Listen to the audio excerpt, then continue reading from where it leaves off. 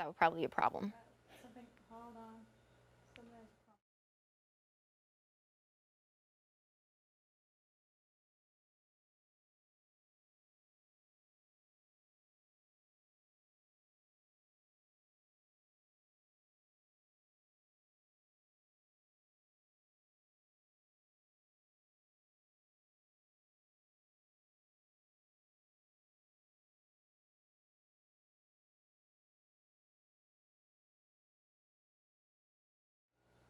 Welcome back. She ran her first race with President Bush, and over the last 10 years, she's continued to run, but admittedly hasn't gotten faster, thinner, or much more disciplined. But she has split her pants, been on national TV, and electrocuted herself. Dana Ayers shares it all in her book, Confessions of an Unlikely Runner.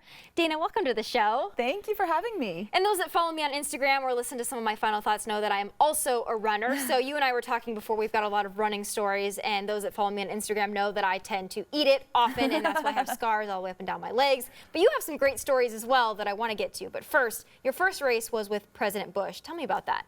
Yeah, so I live in D.C. And I was working at the White House several years ago, and President Bush was an avid runner, and he created a 5K just for staff. And I had never ran a race before. I wasn't a runner growing up.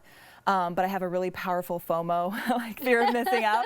So how could I say no to running with the president and Condoleezza Rice and the First Lady? And so I ran it, and I kind of got hooked after that, and the rest is history. So I've done a ton of races since, but I am still, don't look like a runner. I'm still not fast, but I've fallen in love with the sport. So I wrote the book to encourage other people to fall in love with it too. I do think you look like a runner. First of all, I'm going to say that because when I read it saying that you didn't get thinner, much more disciplined, I was like, you look like a runner to me. And I know because I am a runner. I run 8 miles every morning, and I also do it for OCD reasons. But do you enjoy running? Because people ask me that, like, Tommy, do you enjoy running? No, I don't really enjoy it. I enjoy eating, which is why I enjoy running. But how about you? Exactly. I don't know if I've ever felt the runner's high. It's more like you feel so good after you're done. So I think that's what keeps me going back, because I know I'm going to feel good after. And an unlikely runner, you said you didn't grow up running, but now you are a runner. How often do you run? Oh gosh, so this is where the whole discipline comes in. Lately, honestly, I'm doing well if I run once a week. And so I'm not, I'm honest in the book about, I'm not all that consistent. If I have a race coming up, I'll train a lot more. At one point, I was running 5 miles a day, 5 days a week, but it goes up and down for me. And like you and I both say, when you get done, that's the best feeling of all. Then you get to go eat later and you don't feel as badly about it. But those that follow me know that's where I write my final thoughts is when I run. I write them in my head as I'm running. So it's a great, a cathartic experience for me. But you've had some mishaps while running as well. First of all, tell me about splitting your pants. I got to hear about this one. Yeah, so the book is half entertainment and half encouragement. So I've had a lot of weird stuff that's happened. It was during my longest training run when I did my full marathon. So it was a 20-miler. I'd never ran that far before. And I was running with my running partner, Gina, and we were 13 miles in. So Gina decides she wants to use the restroom. So I'm like, well, I don't really want to stop, but okay, I'll go too. So TMI, but I'm like pulling my pants, and it rips on the inside seam of my thigh, like rips open. And so I end up like, we're in a 7-Eleven, we have no money, we have no cell phone. I'm looking around the store for things that I can use, and I end up stealing tape and wrapping it around my leg like a tourniquet and running 7 more miles with it like that. And I ended up chafing so bad that I couldn't run the rest of that week, so that ended up being the worst injury that I had during training. Oh my goodness. See, I fell one time and I was about a mile in and I run 8, and I continued to run in the rain even though my leg was bleeding, but that's nothing compared to taping your seam on your pants. That's a new one for me. That's fantastic. What about being electrocuted? I have to hear this one too. Oh, so that was in Tough Mudder. And so it's part of the race. So I did willingly do it, but they have an obstacle. It's like 26 obstacles. It was about 13 miles total. And there were 2 actually where they had electrocution as part of the obstacle. So it's like, we're paying money to do this. It's crazy, but it was such a great story in the end.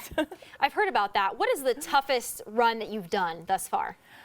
Oh gosh, I feel like women who have babies, they're like, I don't remember the pain afterwards. That's kind of how I feel about races, which is probably why I keep signing up for them.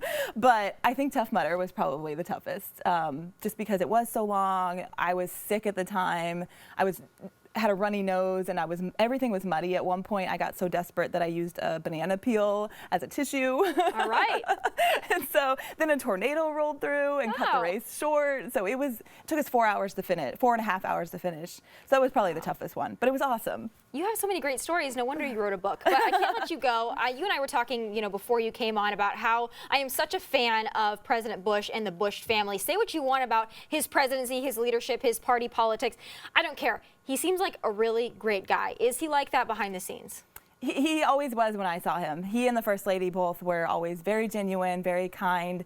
And what I love about him is he's self-deprecating. Like, he's kind of in on the joke, and he has a great sense of humor, and he can laugh at himself. So I love that.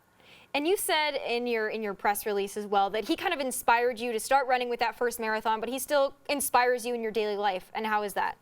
Yeah, he definitely inspired me. That was my first race, and just seeing him get out there. He used to bring his Secret Service agents here to Texas and make them run with him in Texas heat, and almost killed them. And so just seeing that dedication in him was definitely inspiring. I'm actually going to see him this weekend for a reunion, so that's another reason I love him, because he tries to stay in touch with people. I love it so much. I'm so jealous of you that you do that. I was asking you before the break, like, can the general public go? Like, how do I weasel my way? How do I run my way in there? But if you do talk to President Bush, tell him that Tomi Lahren is also a runner, and I would love to run with him, even though I normally run alone because I'm weird like that. But final, I don't have much time left, but I want to get your take on it because it's an unlikely runner. That's Confessions of an Unlikely Runner. What's your best advice for those that are too intimidated to start running? I think don't be intimidated, because I've seen people of all paces, all capabilities, all sizes out there. And I like to say races are like mullets, and it's business in the front, but it's party in the back. So the people back there with me are just out there to have a good time. So give it a shot. There's people out there like you. And when you get done, you can eat a whole mess of food, which is my favorite part. And, carb overloading, that's what you can do as well. Exactly. So get out there and run, because you'll enjoy it. You can write some final thoughts while you do it as well. Exactly. Dana, thanks so much for being with me tonight. Thank you. This has been fun. Well, coming up next, the Occupy movement is back. Oh, goody. Well, I have some final thoughts. Stay right here with me.